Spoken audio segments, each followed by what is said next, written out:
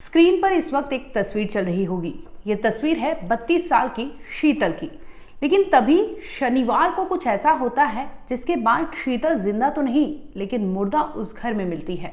आपको हैरानी होगी कि शीतल जिस अवस्था में उस घर में मिलती है, उसे सुनकर, उसे देखकर पुलिस के भी पैरों तले से जमीन खिसक गई थी। आखिर क्या था पूरा मामला, इस वीडियो में आपको बताते हैं। नमस्कार, आप देख रहे हैं क्राइम तक। मैं हूं अश्विनी सिंह। हापुड़ के पिलखुआ थाना क्षेत्र का ये मामला है, जहां पर एक महिला की लाश उसके ही घर में मिलती है।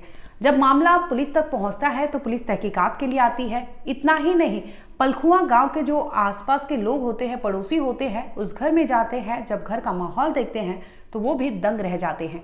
दरअसल उस घर में शनिवार यानी 18 मई की रात कुछ ऐसा हुआ था जिसके बाद शीतल को किसी ने मर्डर कर दिया था। मर्डर के बाद बकायदा शीतल की लाश जो थी वो बिस्तर पर रखी हुई थी। इतना ही नहीं, उसी के बगल में उसका पति यानी महेश उसे लगातार निहार रहा था। जब लोग वहां पर पहुंचते हैं तो वो दंग रह जाते हैं कि आखिर महेश अपनी ही पत्नी शीतल को ऐसे क्यों निहार रहा। जब पास जाकर देखते हैं तो उन्हें पता चलता है कि शीतल की हत्या हो चुकी है। शीतल को मरे हुए वहां पर लगातार उसका पति निहार रहा था।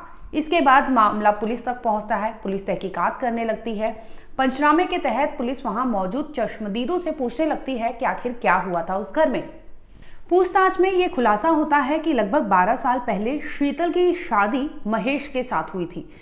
शुरुआत में तो इनका काफी कुछ अच्छा चल रहा था, लेकिन समय के साथ साथ इन दोनों में खटास आने लगी थी, जिसकी वजह से उस घर में लगातार झगड़े विवाद होने लग रहे थे। इसी बीच को कई बार ऐसे होता था कि शीतल की जो सासू माँ होती है वो भी उन्हें समझाती है, लेकिन वो अपने बेटे यानी महेश से ही परेशान होती है कि वो जिस तरह से उसकी जो पत्नी होती है शीतल, उसके साथ जो दुर्व्यवहार करता है वो उसकी सास को भी राज नहीं आता। कई बार सास ने भी अपने बेटे को समझाया था, लेकिन बेटा एक नहीं सुनता। तभी 18 मई की रात को वो ऐसा कुछ करता है जिसके बाद उस गांव में कोहराम मच जाता है। दरअसल महेश जो होता है वो नशे का आदी होता है। उस रात भी वो नशे में आता है घर में। उसके बाद अपनी पत्नी शीतल के साथ कुछ कहता है, जिसके बाद इन दोनों में कहासुनी होने लगती है। कहासुनी इस कदर बढ़ जाती है कि वहाँ मौजूद जो फावड़ा होता है उस घर में रखा, वो फावड़ा उठाता है और उसी से अपनी ही पत्नी यानी शीतल को मौत के घाट उतार देता है। इसके बाद वो नशे की हालत में होता है, जिसकी वजह से वो वहीं पर लाश को लगातार निहारते रहता है। किसी को कुछ नहीं बताता, लेकिन सुबह ही इसकी भनक लग जाती है, जिसके बाद गांव वाले वहां पहुंच जाते हैं। आपका नाम क्या है? सोमवीर। सोमवीर जी, आज यहाँ पर क्या मामला हुआ है? मामला ये आपका कसले ईंट से मारी गई है। अपने हाथ से मर्डर करा उसका। किसने मर्डर किया है? महेश ने। महेश क्या काम करता था?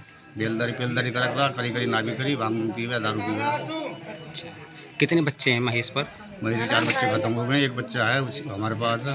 अच्छा, आप पाल रहे हैं? हम पाल रहे हैं उसे। अच्छा, आप कहाँ पे पाल रहे हैं? गुलाबटी के पास में सिरौंदन। अच्छा, जो ये मृतका है ये क्या काम करती थी?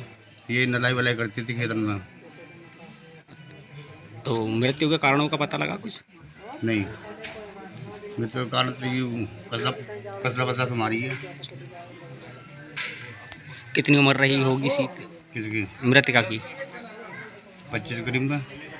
महेश की उम्र कितनी रही होगी? 35 करीब में। और कोई भी है परिवार में इनके? हाँ, मम्मी है, भाई हैं 2। भाई क्या करते हैं? भाई एक वहाँ रहेगा जो बाद, एक यहाँ रहेगा, एक खत्म होगा पंचित। ये हमारे रह बड़े वाले के बच्चे ने पाल लिए। फिलहाल इस मामले में आरोपी जो पति है यानी महेश को पुलिस ने अरेस्ट कर लिया है। उससे लगातार पूछताछ की जा रही है। उसने ये भी कबूल किया है कि उसने ही अपनी पत्नी यानी शीतल की हत्या की है। आपको बता दें कि शीतल ही उस घर में इकलौती ऐसी थी जो कामकाज के चलते बाहर जाती थी, मजदूरी करती थी, दिहाड़ी करती थी, जिसकी वजह से वो घर चल रहा था। लेकिन महेश को लगातार नशे की आदत था। इसी वजह से वो पैसों की डिमांड करता था। जब शीतल मना कर देती थी, इसी पर दोनों में कहासुनी होती है। लेकिन इसी दरमियान 18 मई की रात भी उस घर में कुछ ऐसा होता है। पीने के लिए महेश पैसा मांगता है, लेकिन उसकी पत्नी शीतल देने से इनकार कर देती है, जिसकी वजह से वो गुस्से में आग बबूला हो जाता है और अपनी ही पत्नी को मौत के घाट उतार देता है। सोचने वाली बात है कि वो अपनी पत्नी को मर्डर करने के बाद उसकी लाश को निहारते रहता है। तकरीबन 5 से 6 घंटे तक वो लाश को देखता है, जिसके बाद जब सुबह होती है तो मामला सामने आता है और उस घर में, उस गांव में कोहराम मच जाता है। फिलहाल पुलिस ने आरोपी महेश को गिरफ्तार कर लिया है, उससे पूछताछ की जा रही है।